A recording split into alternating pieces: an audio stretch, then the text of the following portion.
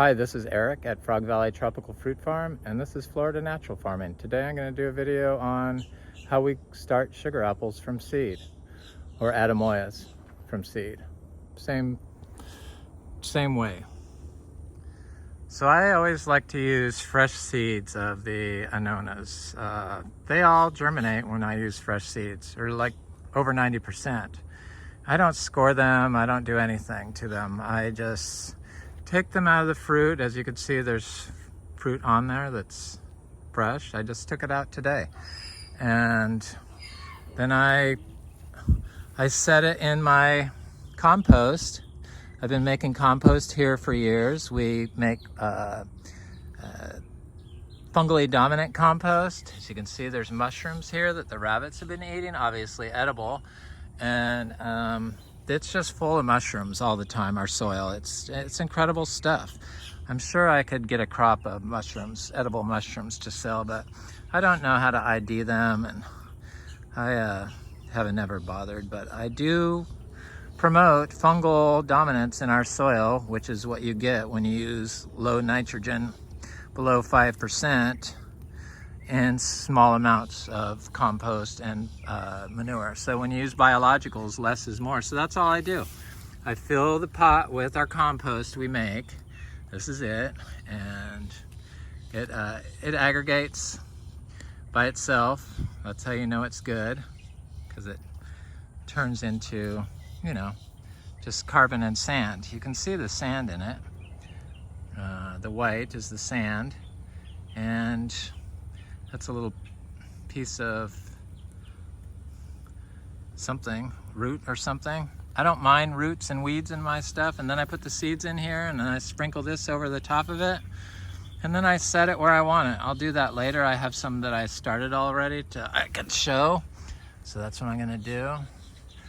This is a really good area to make compost in. We just do small piles of compost. I don't believe in large piles. Lots of small piles, which we basically distribute throughout the farm year-round, adjacent to trees. So they compost in place at the location I want it. It works for us. So I had a lot of the living dead, you know, zombies, people that are unable to really think without on their own. Try to say that I was dumb, that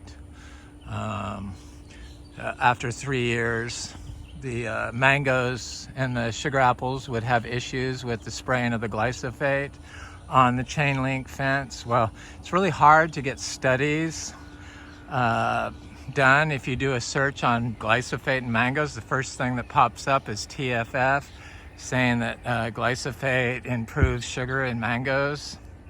Oh my God. It's my issue with TFF. They have no organic response to anything, much like UFL. They get all their information from UFL. I'm not gonna even go into UFL. It's the same stuff. Remove the soil, remove all the plants from 10 feet around, up to 10 feet around the base of the trunk of the tree. Well, in Florida, that causes compaction, and you need the roots, the living roots, as the mulch in the ground. Trees and weeds do not compete with trees for nutrients and water. And a lot of the studies that are out now say to combine fertilizer with compost. It's really hard to get the good information because everything's so diluted by the chemical cartels and greed that ensues with phony studies and stuff like that. So I go to the National Institute of Health. I always put mangoes and glyphosate, NIH. That way I know I'm going to get the National Institute of Health studies. So I did a check to see what the effects of glyphosate was on mangoes. Well, it's the same thing on humans and stuff. It's a endocrine disruptor, you know, a hormone disruptor, and so it prevents the uptake of manganese, and I figure it is a contributor to autism and Alzheimer in humans. And then I went to Canada to look for the effects of glyphosate on forest on trees, because basically that's what we have here is a forest that I've been planting, undisturbed forest. I don't walk on anything, I just have these paths. And then I do small inputs of manure. In years past, we were biodynamic certified and organic certified and real organic certified. And organic really isn't organic anymore. And real organic is the same thing as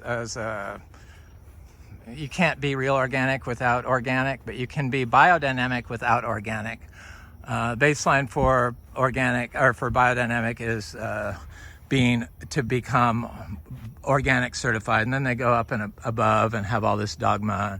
Some of it's good, but I don't feel the need to spray BD 500 anymore. And so I looked at the Canadian study, and it said that glyphosate persists up to 12 years in the roots and shoots and the stems of forest trees after it's been used, and not even on the target trees. So it drifts, it moves. So up to 12 years. I know that you cannot spray glyphosate around mangoes, that it disrupts fruiting. I know that because I watched my neighbor, who I influenced to put in a grove, but before he put it in, he clear cut his entire forest area. Old growth trees, just chopped them down and burnt them up. And then he asked me what size mangoes I plant. I said small 3 gallons. And I said, why? And he goes, well, I'm planting 15 gallons. So the 15-gallon trees are the ones that people don't want. Mangoes need to have tap roots. So the only reason why they're in bigger pots is because they're the sickliest trees. They're the trees that people didn't really want. So they just up pot them into bigger trees or bigger pots. So I watched him use glyphosate. This is like 6 years ago. He's since sold it, and it's been sold twice since then. So he used glyphosate on this small little, I guess I don't know what they call those plots or whatever, of mangoes, where you do like a square or something, and you do them in rows. So he did like 30 trees, and he sprayed glyphosate and used fertilizer, but he used glyphosate for 3 years and never produced any fruit. And to this day, 3 years later, they still have never produced any fruit. None of them. They produce fruit, but they drop it. Much like happens in citrus when you spray it after 5 months or something like that, of fruit development. I didn't look that closely. I don't like to look at too much stuff. I didn't feel like thinking that much today. I usually like to, read papers and stuff or research before I do these videos, just so I have a little idea of what is being said. So here's my Atemoyas that I did, and you can obviously see that all of them take. So this is about the size that I plant them. So I just throw them out in a wheelbarrow and then remove each one, and hold it up. Shake the dirt off of it without hurting the tree, and then put the shovel in the ground and plant them. Here's the sugar apples.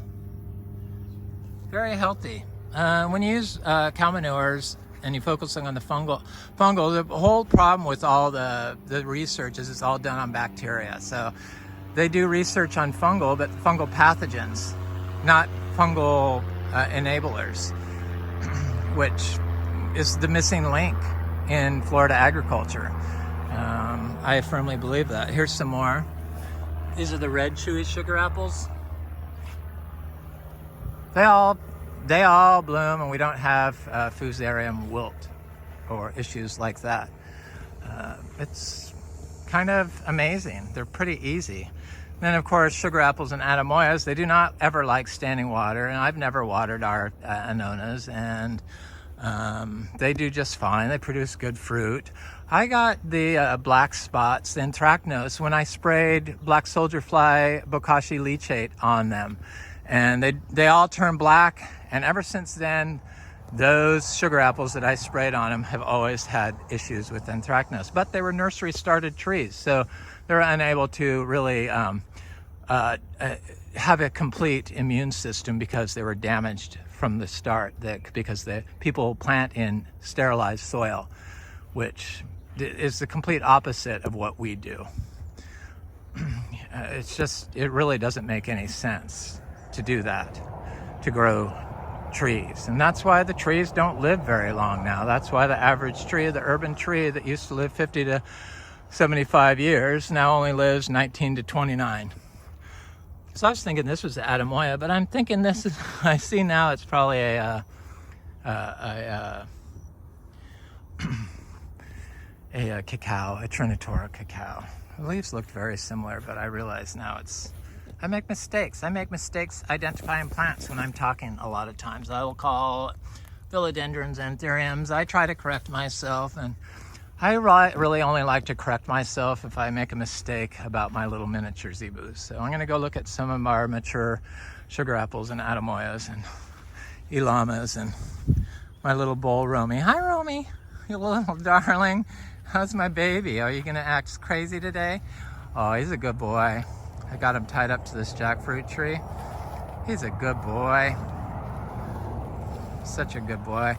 I didn't walk him Saturday or Sunday, and usually after I do that, he's a little squirrely. He wants off the thing.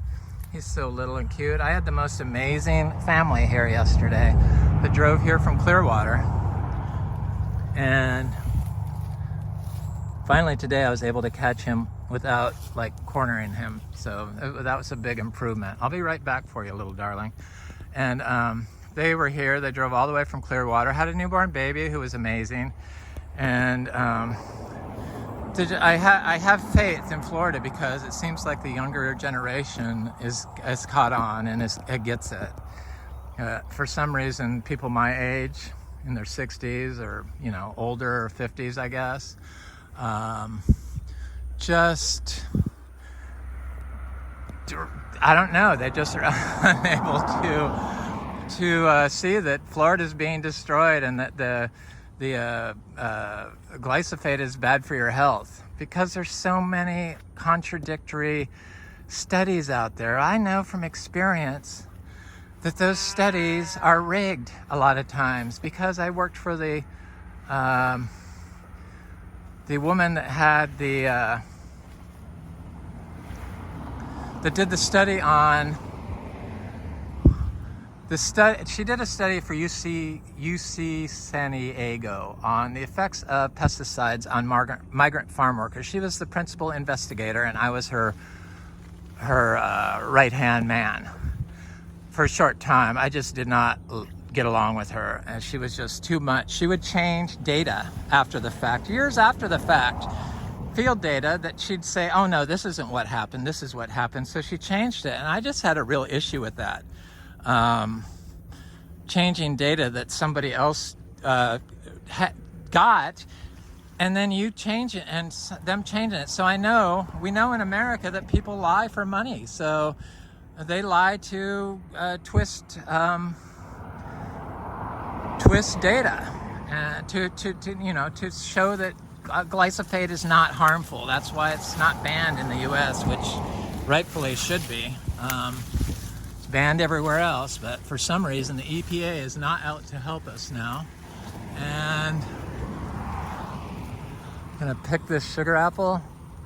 I like to pick them when they are perfectly ripe, but this one is close enough. I have somebody that wants seeds, a guy in Jacksonville that's pushing zones, and he asked me what I thought about growing tropicals in zone 9B, and I says, well, if you insist on growing tropicals, I would look to move.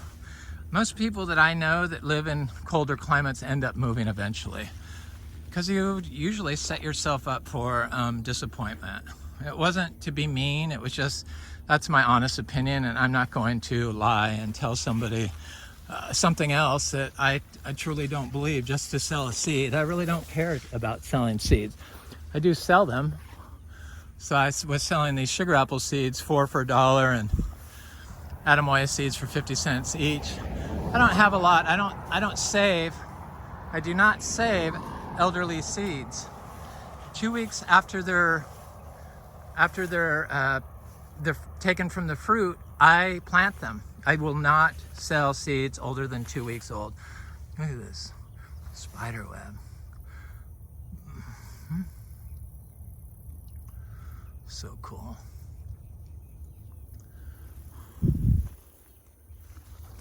I don't want to hurt it. So I have this like weird sickness where I don't think I have enough trees. I don't know, it's kind of bizarre. I just never feel like I have enough. It never stops. I'm insatiable. Pick this little sugar apple, this one here, because the creature's got it already. I've got sugar apples, but there's like smaller. They're coming in, you know, there's one or two that are small. There's some that are a little bit bigger. They're just not a huge crop, but they're still putting out sugar apples, and I'm sure I could find, here's an Atemoya. This, I believe, is a Priestley Atemoya. This is a Lisa Atemoya. The seeds I planted were a Lisa. This is a nursery bought tree that I bought as a Gefner that turned into a Lisa, and it actually had good fruit set on it. But unfortunately, I see the leaves are a lot bigger on the Lisa. That's why I thought that other plant was a Atemoya, because of this tree. The creatures watch, the squirrels watch me, and then they come over and they steal all the fruit off of it. They've done it to my, whether they can eat it or not. The hawks get them, poor little things. I don't mind the animals. It's part of working together and living together.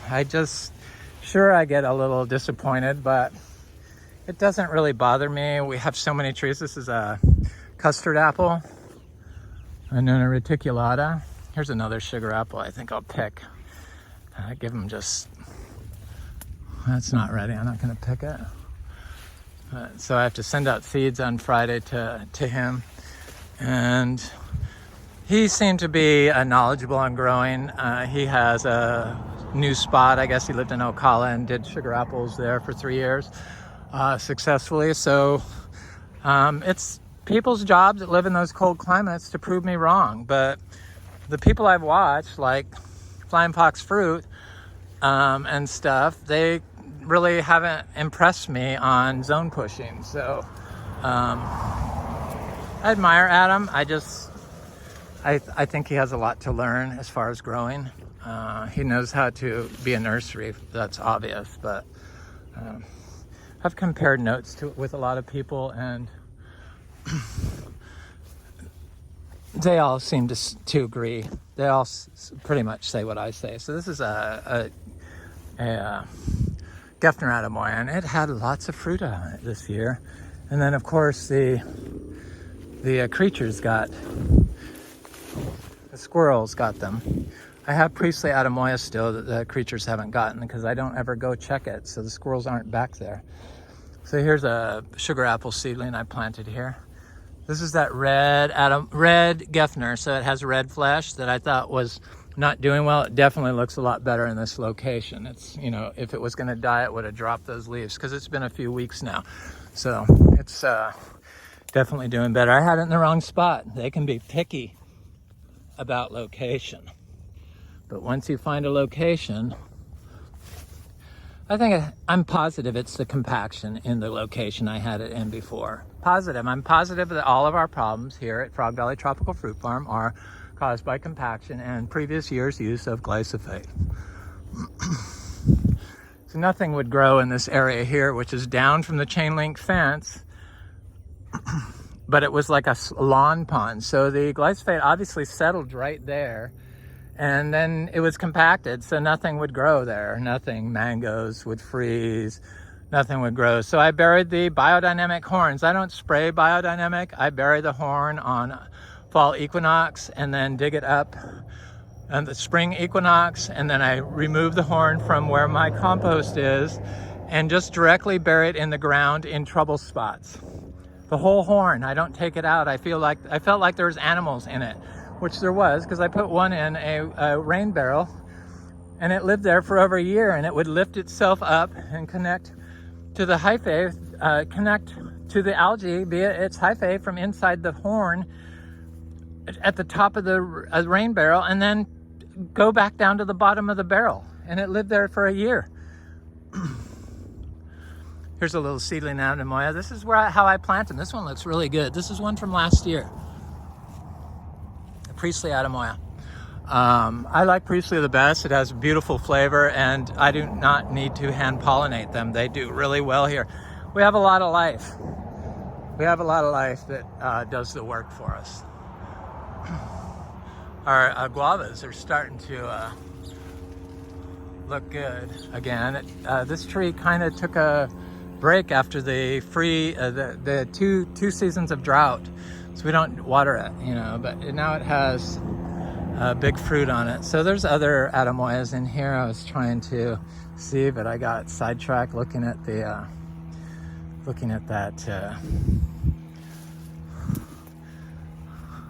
That's the one I just looked at, and I know there's more because I've seen them along here. I had them all along here. Oh, there's one right here. This one's very big. That's from last year, without ever watering. We don't water anything. The water's polluted here, so we don't water. And well, I don't know for sure if it's polluted here, but I'm pretty sure that it must be. You just can't use the type of chemicals and the amount of chemicals that the University of Florida.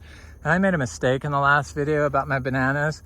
They were recommending the high end of the fertilizer requirement on the bananas since we're here. So we have about 100 bananas per acre. So that would be 3,600 pounds of fertilizer just on the bananas. And then we have mango, and we have Atemoyas, and then we have sugar apples, and we have all this other stuff. So combined, it would easily be 5,000 pounds of fertilizer per acre per year. That's what's so wrong about that. This is the Inga cinnamoniae. I'm thinking my Inga was a leaf that I saw. I'm gonna go over the Nauclea latifolia and look at that, because my friend Jerry Young Jerry, J-H-O-N-G Jerry at YouTube. I did a link to him on my video 2 times ago. So this is an Atemoya that I planted too close to the mowed lawn. The whole mowed lawn and the removing of the plants to grow trees just creates compaction and causes arsenic and aluminum to be absorbed into the plant, which is toxic to both humans and to the plant. So this is why the plants in our University of Florida farms don't grow very well. And if the glysophate is going into the tissue of the tree 12 years after it's been sprayed, not on the tree, then you know you're consuming it. Hi, Roamy, you get to get untied here in a second. I'm gonna go over the Nauclea latifolia. So my friend Jerry, there's a big Atemoya right there. That was from a few years ago, seed grown. Not all your trees survive when you plant like this. The rabbits get a lot of them. The grass can smother them. But that's why you have seeds, and that's why you want all of them to be able to sprout. And like I said, we do not use elderly seeds, and they all germinate. 90%, 95% of them germinate, and they don't get fusarium because we focus on the fungi, and the cow manure has been shown to have plant beneficial fungi that prevents fusarium. So you have to use clean manure, though. All these organic places are using unclean manure, meaning manure from, that's a guava, seed-grown guava, crunchy guava. Seed-grown manure, or conventionally grown cattle manure for organic farms. It's not organic. Even the biodynamic, they actually were more willing to let me import conventional manure and make compost out of it than to let me use my clean, our farm grown cow manure. They backed down when I said I wouldn't do that. And I'm not importing conventional cow manure to make compost here, period. And then they wanted me to make a big pile. I said, no, big piles of compost create major compaction, and then if you're using tractor pushing it around, it creates a huge area of dead zone that's all compacted, and nothing lives there except for your compost. And then it's like turned, it just kills the good life. You just want it to be like nature and just let nature take care of it. So we wait a year and then it's good. So I was trying to work my way over to this Nauclea latifolia tree. Here's that, look at this Achachero Primo Selecto from Raul in Mexico. It looks really good. They seem to grow faster, though our Garcinias all seem to grow faster now here. Nothing seems to grow slowly. I mean, look at the color of our soil. It's like black now. It used to be white sand, all of it. The entire thing was white sand. So this is the Nauclea latifolia, and it looked like Jerry's tree was 3 years old. He's in Naples, which is like kind of across from Hollywood or Fort Lauderdale on the Atlantic coast, but it's on the Gulf Coast.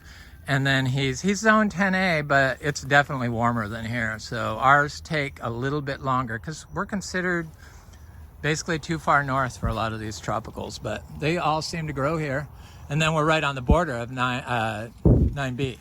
So 9B is like a block away. But we don't get frost now when everyone else has frost. It just doesn't, it doesn't settle on our stuff. It's really amazing. It's the fungi and all the plants. So this is how healthy it is. I wanted to see if it had fruit or flowers or something. And this is in full shade, so that could have to do with it. Though his looked like it was in mostly shade also. So it's very sprawling. I see that if you laid it on the ground, it would root. So I think maybe I'm going to get a pot and put part of it in the soil here and root it, because I want more of these. I like them. I'm hoping that Jerry will trade me seeds from his naturally grown. He grows just like this, except he does not use manures. I don't know what, it's amazing. He has an amazing spot. He's an amazing grower. He grows lots of trees together, all of them. Anyway, my friend Frank grows like this. The people that were here yesterday grow like this. They started 2 months ago, and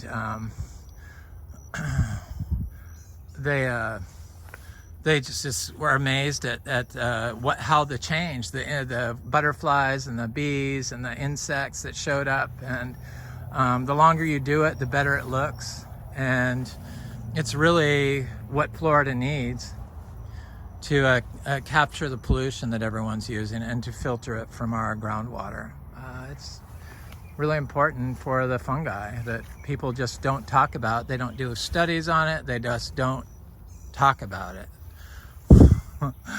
Hey. Anyway, this is Eric at Frog Valley Tropical Fruit Farm, and I hope you enjoyed this video. Please like, share, and subscribe, and try to grow sustainably for Florida.